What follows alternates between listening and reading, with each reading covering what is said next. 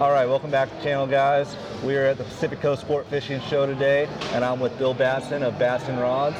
And we're gonna go over a little bit of what they have at the show, their products, and how it's gonna help you guys catch some big fish. This is one of the most fun things that you can do if you're walking around. Batson has a live simulator where you can come and pull on the rods, and it'll show on this screen a fish that you're fighting, and you get that full test where you feel like you're on a boat, and you guys get to tell them why the rod's doing what it's doing and really showcase your product. Well, it's good to be here again. This show is amazing. It's grown extremely in the last 5 years. Yeah, huge show. I started coming 4 years ago. And so what Batson's is, we're like the nuts and bolts of the fishing rod industry, right? Yeah. We sell all the blanks and all the components, whether it be private label or under the Rainshadow label or the Alps label. Right. So we're here just to display. Everybody in this room buys parts from me. Yeah. You know, so we're a wholesale only company, right? Mm-hmm. So we sell to custom rod builders with business license, OEM accounts, and distributors. So we're here just to show. Yeah. This year we brought a bunch of custom rods with us. We're celebrating our 25th anniversary under this label. Wow. Under the Batson family label. Yeah. Thank you very much. Yeah, January 1st made 25 years, so we're extra celebration this year. And you guys can see there's a big open booth here showing lots of different things. So if you guys want to come check it out, learn more about the company, stop by at the PCS show and check out the Batson booth. So I've been using your guys' products for a few years on the boat. H&M Landing actually has your guys' stuff in the tackle shop for our heavy rentals. It's been working really well. Some of the general public may not know about Rainshadow blanks and the Batson rods, so tell us a little bit more about it and what makes you guys unique in this fishing industry. Okay, well, we started off 45 years ago as custom rod builders. Yeah. I grew up making ulua rods in Hawaii, GT rods, 13-foot one-piece Fenwick blanks back in the day. And we just kind of grew from there. My father was very famous in Hawaii for building rods, and then we moved to the mainland. You know, in 1990, we worked for another company within the industry that also sold parts and pieces, Pacific Bay International. Okay. They were up in Placentia, and then we moved to Washington State. So now we're up in Washington State. 25 years ago, we left that company and started Batson's, and we're U.S. family-owned and operated company. Yeah. My family owns the company. My mother, my son, my daughter, my cousin, all of us work together. Yeah. We're all rod builders and fishermen, so we understand. A lot of companies in the industry, they just buy and sell stuff. They really don't know what the applications are for.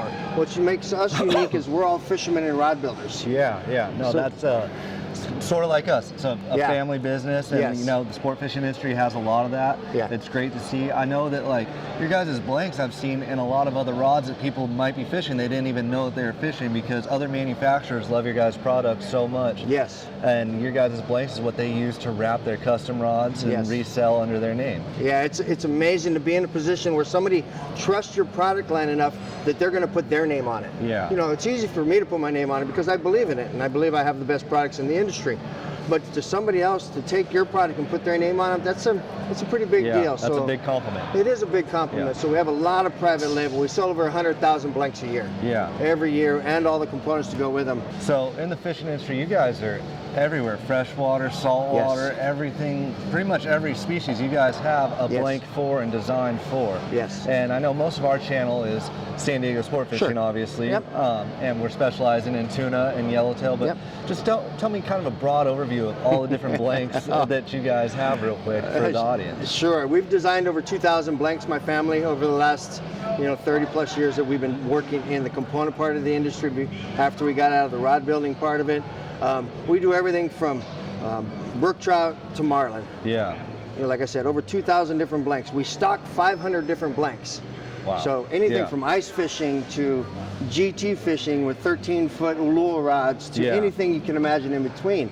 What's cool about it is we have the knowledge within my facility.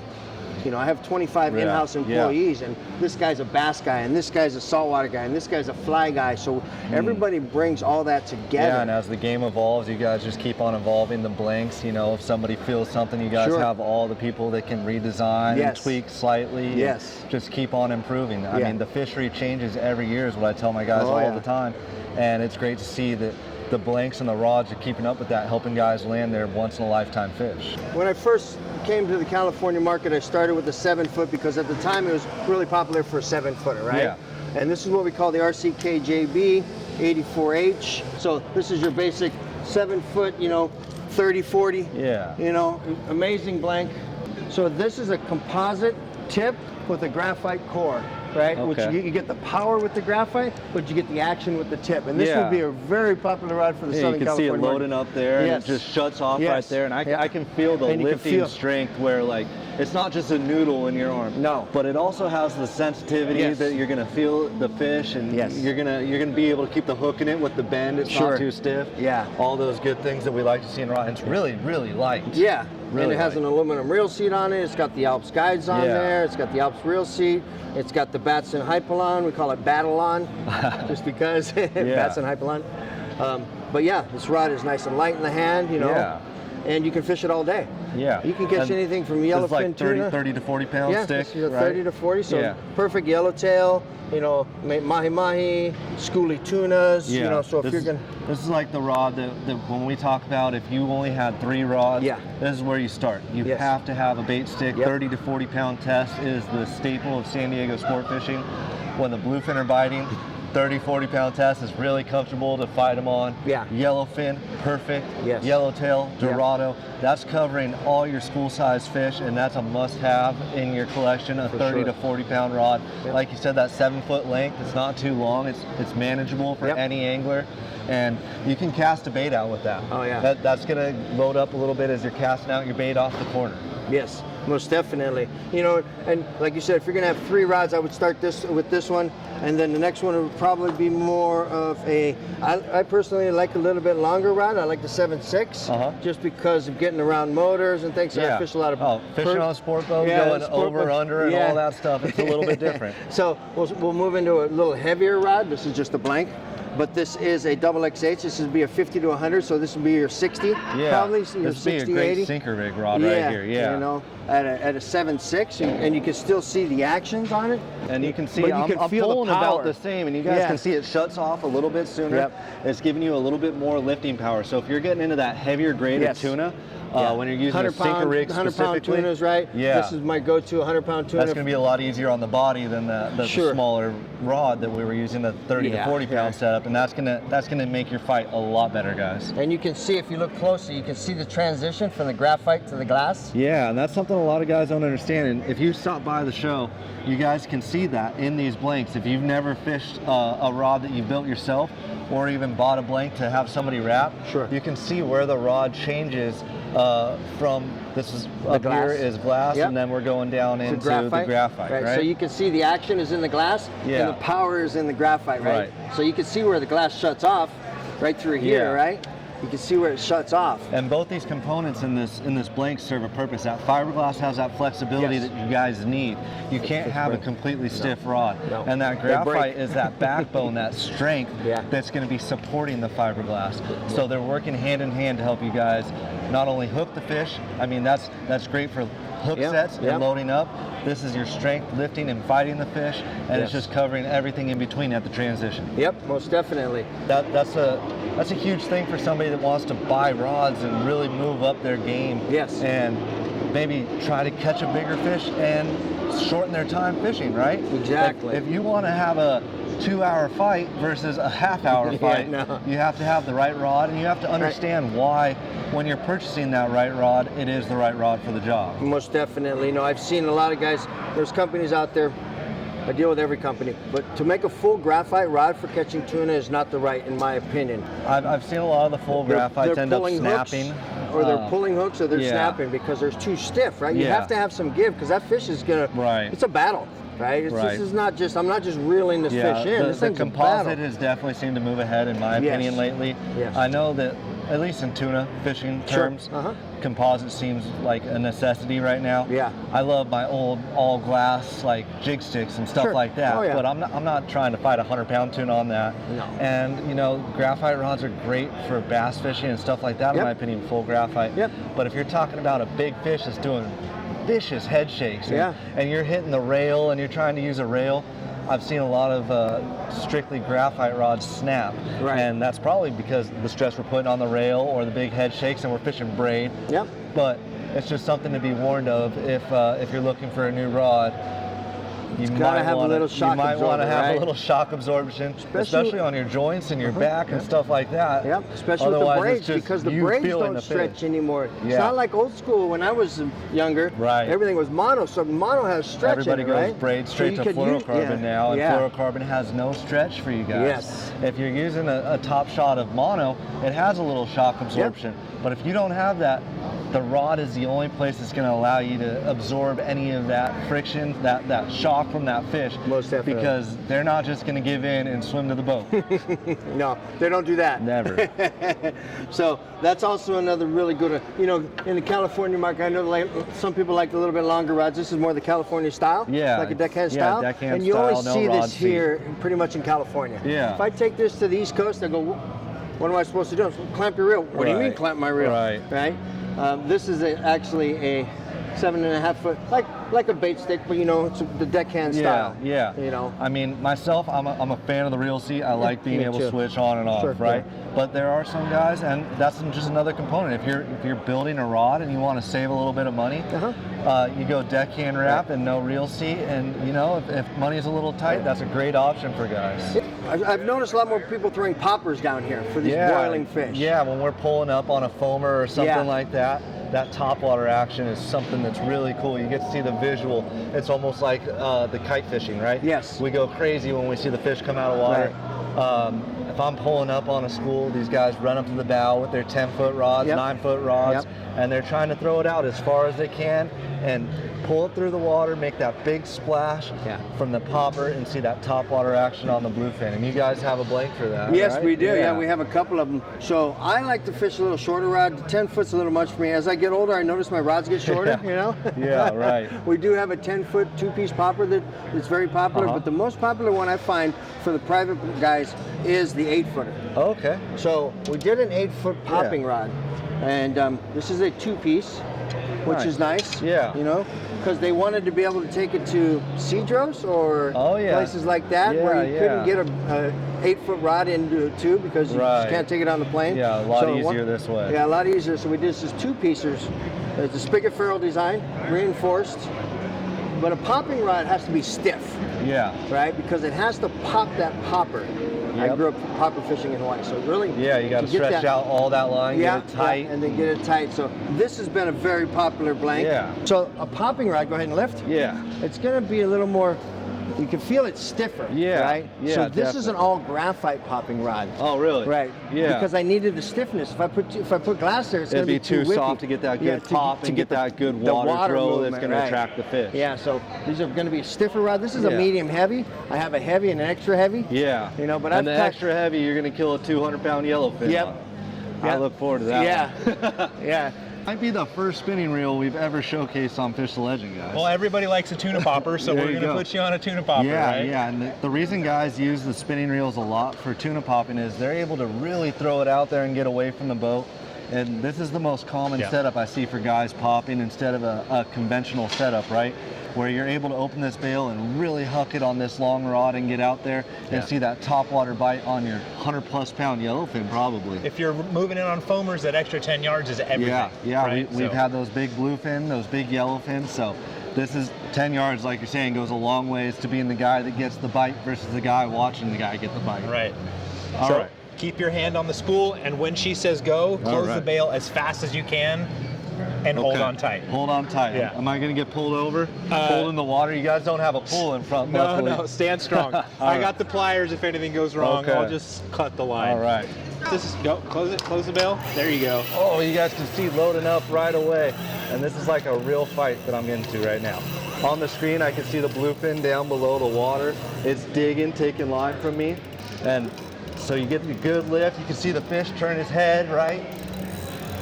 Just keep on gaining and gaining if you guys can. Yeah, don't be afraid to tighten that drag a little bit if you need to. You said I can tighten my drag a little bit. I don't know if I want to get pulled over by the machine. Oh, yeah. You can see the tail thumps in the rod right there. Head shake as he's digging to get back and pull line down again. And I'm just letting that fish run. There's nothing I can do right now. Right? Our drag's set pretty tight. That fish is taken from me. And like we were saying, this is on your popper setup. It's a long rod. You can't use the rail. There's no rail, especially if you're using a spinning reel. Oh, and he just gave me his head a little bit, right? So I'm gaining, getting that good lift, winding to keep the bend in the rod, never letting it go straight, right? Yeah. We want to keep the tension to keep that hook set in there real tight. Nice short pumps. That's all about technique right there. Right. We're not going too high. No. We're not putting too much stress on the rod. We're keeping it in its comfort zone. Let the rod do the work, as much of it as you can. Yeah, right. Yeah. Weird being on the other side having a deckhand talk to me. Oh, and on the screen I can see the hull of the boat. The fish sees it.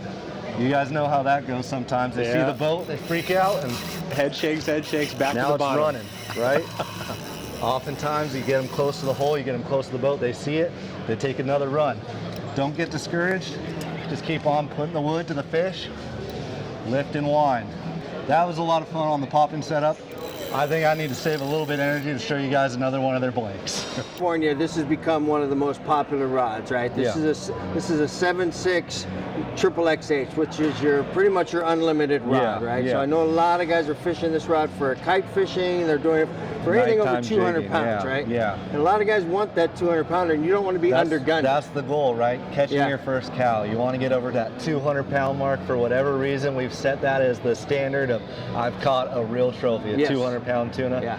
And you need something that's going to do some work for you. You do not want to be holding on to that rod and lifting against a 200 pound fish. No, and they're using the rail a lot here. Yeah. When I was younger, if you let it touch the rail, you probably got slapped upside. Oh, we got teased and yelled at. Don't let the rod touch the rail. Yeah, I'm sure my grandfather would be ashamed of how I fish, because as soon as I hook into a big fish, as soon as that hook is really in there and I'm sure the fight's on, I'm down on the rail and saving my back. Yeah. I'm not proud. No. So this rod is it's a beast. This is one of my favorites. Already I can feel it loading up. Yeah. Like he just barely has his hand on it and I can feel it loading up. But if you lift, it's got plenty of power. Yeah. And it shuts off. You can see quicker. I'm flexing. I'm lifting hard. Yes. And you know, it'll bend though. It's way up there. It's got the bend, but it's got all this lift for you guys. And when you're on a rail, really lifting, that's lifting out away from the boat instead of letting the fish get under the boat. So it's keeping it out from underneath the hull of the boat, the props, the rudder, all that stuff. And that's going to do most of the work for you guys, where you're just letting the fish pull down and the rod is lifting up, right? And then you're winding that bend back into the rod. Now we have you guys 6 foot stand up right here. This is like a trolling setup that we're using in San Diego. Yes. So I'm excited to pull on this one. If you guys are ever fishing like a Mad Mac, I'm sure you guys have had a lot of questions about what rods we should pair for like trolling around for a Mad Mac. Absolutely. Great option right here from Batson and Team Rainshadow. So we're going to show you guys the fight on that. And we're on. And we got big fish on a Mad Mac is what we're trying to simulate right now. Lots of power in the rear. You can see that tip. Yeah. Perfect for trolling, like you said, Mad Max. I'm going to turn up that drag a little bit on the fish, right? We're fishing heavy line. Yeah, 130. Big 2-speed reel. We're going to keep it in high right now, guys, because we want to make sure in the beginning of the fight, if he decides to run towards us or any which way, we don't lose the fish. Yep. So high speed, short pumps on the 6 foot rod. Yeah. We can use the rail if we have a rail on our skiff or a sport boat right now. But he's out deep. We just got bit. Yeah, let the rod tip do the work. It's a great height. And something I talk about with guys is like your safety point of your rod. You kind of want a 90-degree angle, right? Right. So that's the strongest part of this rod, where if I have a square in those two spots, I'm in a good area where I can lift and pull, and I'm not in danger of breaking a blank or anything like that. Right. You don't want to high stick the fish. No. And you guys can see I'm much more comfortable on the conventionals. So we're keeping good pressure on it because we hooked him on heavy line. We're probably using like a 200-pound 2-liter heavy braid right now, like a 130-pound braid on our big 2-speed reel. Fish didn't like it. You saw the shake, and he's running. He's taking line on me again. Now he's kind of acting like he's settled in up and down, so I'm going to show you guys low speed. We clicked it in the low. It's a lot easier to turn the handle, right? Yeah. Not gaining as quickly though. So twice the turns to gain the same amount of line, but I constantly can turn and gain on that fish. You guys can see in the tip that action, even though it's a heavy rod, it has that flexibility and that give when it needs to. Oh yeah, he's coming in. Circles of death time. Yeah, those tight circles, right? Yep. We're at about 5 yards on the simulator. Big head shakes. It's a big fish. You can see that, the big body of the fish shaking.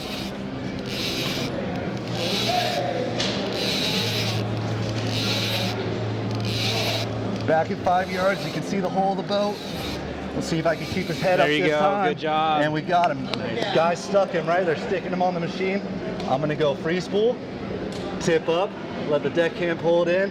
High five your deckhand because he just coached you to a fish. All of my componentry is made in Taiwan. Okay. We're the only non-componentry factory not in China. So Okay. we're in Taiwan, so we're not going to hit the tariffs, which is nice. Yeah. We do some manufacturing in other parts of the world. We do some stuff in Portugal, North Africa, South Korea, but we do some out of China. But I'm not real worried about the tariffs. Yeah, that's a good thing. I know a lot of guys are going to be worried about price points on rods and stuff like that. And from what I've seen in my experience, you guys' rods are very fairly priced for the product that it is.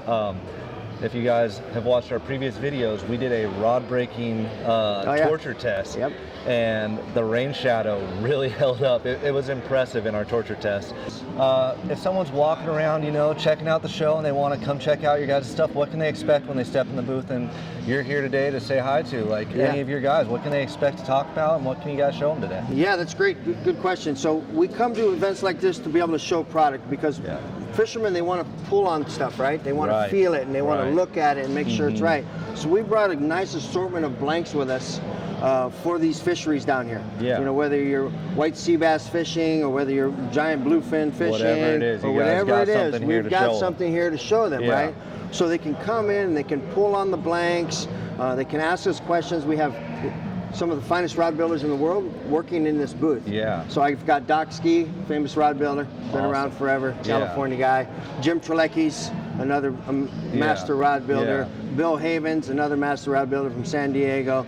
I brought in Italo Busi from Italy, who's another master rod builder. I flew him in for the event. And another gentleman, Todd Dabrowski. So I have 5 of the most talented rod builders, decorative rod builders probably in the world. Yeah, that's incredible. I mean, there's so many people that are just trying to get started and maybe wrapping their first rod and be able to pick brains and like know about these high quality components that go into making their first rod or their 100th rod, whatever it is. We're always learning, especially when it comes to like wrapping a rod's a complex thing. Spacing out the guides and knowing exactly where you want it, and there's a lot that goes into it. So to have this resource available for people at the show, free of charge, walk in, ask questions, is a really cool thing. It is good. We got a new 380-page master catalog, so it shows all the parts and pieces you could ever need. It starts from the front to the back. All the way to the back. You pick out your blank, and then you can pick out the components for it. We're giving away these free to anybody who's a rod builder. Anybody that steps in to build a rod. Anybody who wants to step in. It's an incredible feeling, I know, for a lot of these people to catch a big fish on their own rod that they started with your blank or your components, and they put all that thread on and they took the time to build that rod, and it's a different thing. So if you guys have any inclination of ever building a rod and catching a fish on something that you helped create, this is a great place to stop by and learn some more. Well, thank you very much. All right, guys, and we've been at the PCS show over at the Batson booth, and their family's been nice enough to show me the blanks, the fishing, fighting, all this fun stuff. And personally, I'm 3rd generation sport fishing. My grandfather did it, my father, my uncle do it, and now I do it. It's a really special thing to see a family business here and what you guys have been able to do, Bill. And thank you for having me over and showing me all this stuff. All right, thank you very much. This is also 3rd generation. My father started it, and I've been running the company for 27 years or 25 years, and now my kids are working in the company, so it's a cool thing to be a part of it. It's an incredible thing to be a part of and share with you guys, and thank you so much. Thank you for coming by and spending time with the Batson family. All right, guys, remember to subscribe, Fish Legend. We'll see you next time to help you catch your biggest fish.